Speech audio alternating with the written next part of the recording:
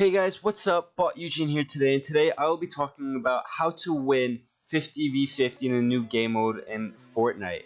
It's super simple, and it's actually probably my favorite game mode. So without further ado, here's some few tips so that you win all the time.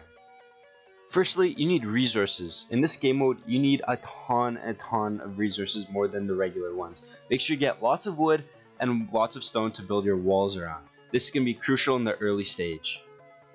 Next, you want to try and get your hands on a grenade or rocket launcher.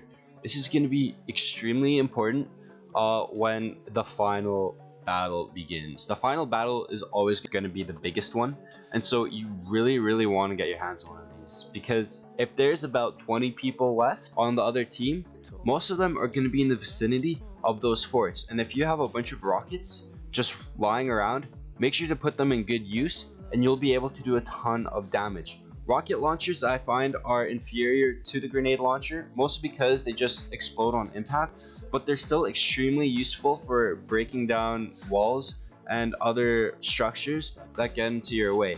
So I definitely recommend, if you can, getting your hands on one of these items. They're not absolutely necessary, but they do help you a ton once you're in the late game. And so honestly, you are way better off with those weapons. Next, this is the most important one, the sniper. You have to get your hands on the sniper if you want to do well in this game mode. Because it's 50 on 50, a lot of people will not be aware of what you're going to be doing. So when there's a gunfight, oftentimes the person will be focused on somebody else, and that's easy pickings for you to get a headshot or do maximum amount of damage. And that's what you want to be doing. You want to damage, obviously, the enemy as much as you can. With snipers, you could do that super easily with, the least amount of risk involved. However, you have to be cautious when you're using a sniper as well, because once you start shooting people, that will get attention, and so once you're distracted by somebody else, you can easily get sniped as well. To call this a sniper battle is not correct, and it's extremely inaccurate. Snipers are probably the most important weapon in this game mode, simply for the fact that they're so lethal at such a long range, and that's basically what you want snipers to be, is lethal at a long range.